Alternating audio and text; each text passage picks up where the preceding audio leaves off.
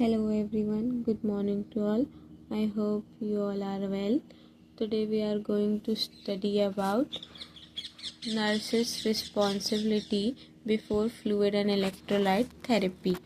ये exam point of view से IMP है 2022 में, ये 3 मार्क्स का आया भी था. तो now we are going to study about this.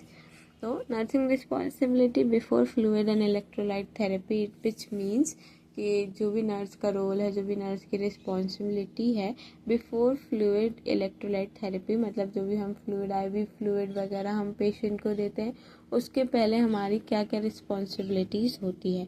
तो देख लेते हैं. First, assess the patient condition, कि हम पेशेंट की कंडीशन को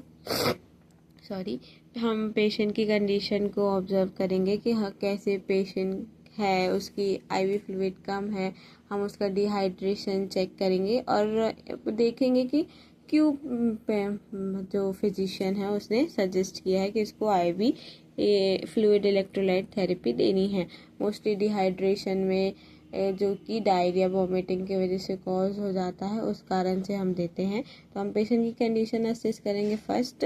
second, review of medical history, जो हम मेडिकल हिस्ट्री है उसकी रिव्यू करेंगे. या तो हम उससे पूछेंगे या तो उसकी फाइल में लिखा होगा तो हम रिव्यू कर लेंगे कि इसके पहले भी उसको कोई मेडिकल हिस्ट्री है या उसको किसी फ्लूइड से या किसी इन्फ्यूजन से एलर्जी वगैरह तो नहीं है. फिर थर्ड है लेबोरेटरी इन्वेस्टिगेशन. हम लेबोरेटरी इन्वेस्टिगेशन कर लेंगे कि कितना हाइड्रेशन है उसकी बॉडी में, कौन से आयंस की ज़्यादा कमी है. जो भी इन्वेस्टिगेशन आएगी हम उसे चेक करेंगे. फोर्थ है वेरीफाई फ्लूइड ऑर्डर्स. हम वेरीफाई कर लेंगे अगेन कि जो भी फिजिशियन है उसने क्या ऑर्डर लिखा है, कौन सा फ्लूइड लिखा है पेशेंट को देने के लिए. फिर चेक IV एक्सेस. हम IV एक्सेस चेक कर लेंगे कि हमें कहाँ से IV एक्सेस चेक कर लेंगे कि हमें कहाँ से इन्फ्यूजन करना है, हमें कहाँ पे कैनुला इंसर्ट करना है. फिर एजुकेट द पेशेंट. हम पेशेंट को एजुकेट कर देंगे कि हम किस बारे में थेरेपी दे रहे हैं, क्यों दे रहे हैं, जो भी पर्सपेक्टिव है, क्योंकि उसका हमें कॉपरेशन मिल सके और साथ ही साथ हम उसकी जो एंजाइटी वगैरह है वो दूर कर सके. फिर 7th है प्रिपेयर इक्विपमेंट एंड मटेरियल्स. तो जो भी इक्विपमेंट हमें लगते हैं IV फ्लूइड इलेक्ट्रोलाइट थेरेपी में, वो इक्विपमेंट और मटेरियल हम प्रिपेयर करके रख लेंगे. जैसे कि IV सेट हो गया, इंट्राकैनुला हो गया और स्टिकेन हो गई, और जो भी हमें उसका हैंड क्लीन करने के लिए एंटीसेप्टिक लगेगा वो. 8, प्रिवेंट मेडिकेशन इंटरैक्शन.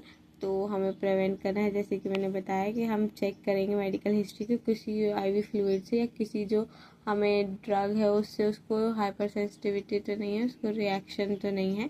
हमें मेडिकेशन इंटरैक्शन को प्रिवेंट करना है कि अगर हम इसके साथ ये IV फ्लूइड देंगे, इस मेडिसिन के साथ वो IV फ्लूइड देंगे तो पेशेंट को एलर्जिक रिएक्शन ना हो जाए.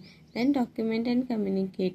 डॉक्यूमेंट कर देंगे कि हमने उसे ये कर दिया है या हम ये करने वाले हैं, और कम्युनिकेट करेंगे पेशेंट से ताकि जो इसकी एंजाइटी है वो ओवरकम ना कर जाए, या ओवरकम कर जाए तो जो भी उसकी एंजाइटी वगैरह है वो दूर हो जाए.